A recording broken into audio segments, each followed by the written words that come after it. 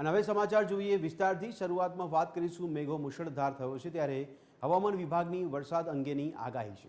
રાજ્યમાં 7 દિવસ વરસાદ રહેવાની શક્યતા સેવવામાં આવી છે।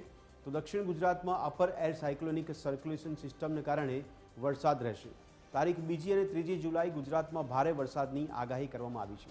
5 દિવસ માછીમારોને દરિયો ન ખેડવા માટે સૂચના આપવામાં આવી છે। તો અમદાવાદમાં આજે યલો એલર્ટ આપવામાં આવ્યું છે। 2 અને 3 જુલાઈએ ગુજરાતમાં ઓરેન્જ એલર્ટ સાથે ભારે વરસાદની આગાહી છે। બાકીના 7 દિવસ સમગ્ર રાજ્યમાં યલો એલર્ટ જાહેર કરવામાં આવ્યું છે।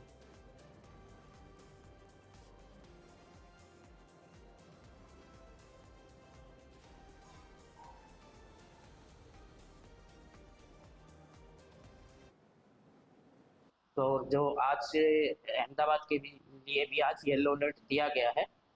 एकाधिक दुक्का स्थानों पर थोड़ी हल्की से मध्यम और भारी बारिश भी एक आध जगह पे हो सकती है। जो मछुआरों के लिए जो हमने अगले 5 दिन के लिए वार्निंग रखी गई है, जिसमें साउथ गुजरात कोस्ट और नॉर्थ गुजरात कोस्ट दोनों हैं। जो विंड की स्पीड रखी गई है वो 45 से 55 किलोमीटर पर आवर और gusting to 65 kilometre per hour है, जो कोस्टल एरिया में चलने की उम्मीद है।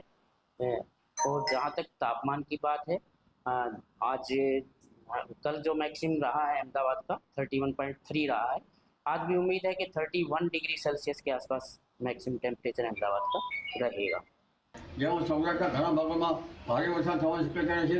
આ ઉપરાંત મહેસાણાના ભાગો, છબી હારજના ભાગો, બનાસકાંઠાના ભાગો અને લગભગ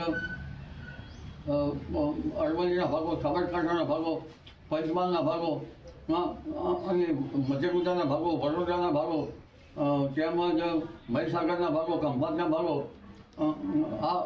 અને દક્ષિણ ગુજરાતના ભાગોમાં ભારેથી અતિ ભારે વરસાદ થવાની શક્યતા રહેશે।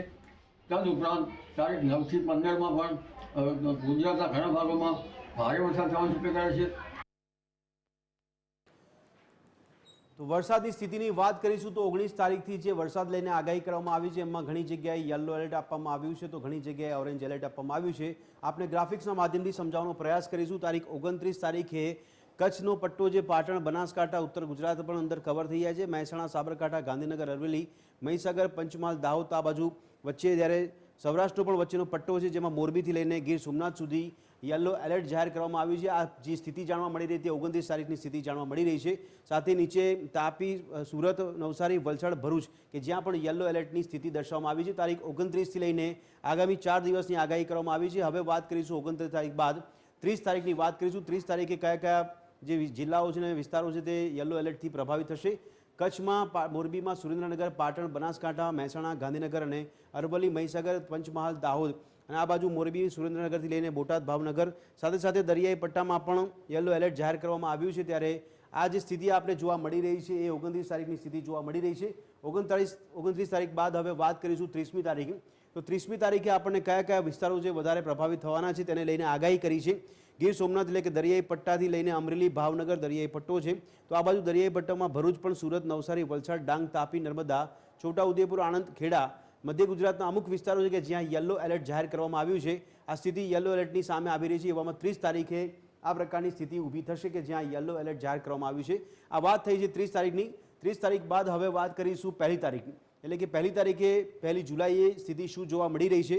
1 જુલાઈએ પણ નીચે ભાવનગર, અમરેલી, ગીર સોમનાથ પ્રભાવિત થશે કે ત્યાં યલો એલર્ટ જાહેર કરવામાં આવ્યું છે। તો આ બાજુ અરવલ્લી, મહીસાગર, પંચમહાલ અને દાહોદ જે વિસ્તારો છે ત્યાં યલો એલર્ટ છે। નીચે સુરત, તાપી, ડાંગ અને નવસારી અને વલસાડમાં યલો એલર્ટની આગાહી કરવામાં આવી છે। આ સ્થિતિ વરસાદને લઈને અપર એર સર્ક્યુલેશન જે સક્રિય થયું તેને કારણે યલો એલર્ટ જાહેર કરવામાં આવ્યું છે। આ વાત થઈ હતી 1 તારીખની। ત્યારબાદ હવે વાત કરીશું 2 તારીખની। 2 તારીખે પણ યલો એલર્ટની સાથે ઓરેન્જ એલર્ટ પણ જોવા મળી રહ્યું છે। નીચે સુરત, તાપી, ડાંગ છે તે યલો એલર્ટ છે, પણ સાથે સાથેના જે 2 વિસ્તારો છે નવસારી અને વલસાડ કે ત્યાં ઓરેન્જ એલર્ટ જાહેર કરવામાં આવ્યું છે।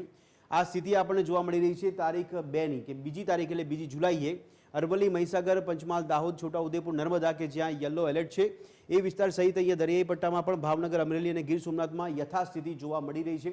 આ તારીખ 2 તારીખની વાત કરવામાં આવી। ત્યારે આ રીતે 29 તારીખથી લઈને જે આગાહી કરવામાં આવી છે એ 29 તારીખથી લઈ 1, 2 અને 29 અને 30 આ 4 દિવસ માટે યલો એલર્ટ જાહેર કરવામાં આવ્યું છે। તે વિસ્તારોની વિગતવાર આપણે માહિતી આપવામાં આવી છે।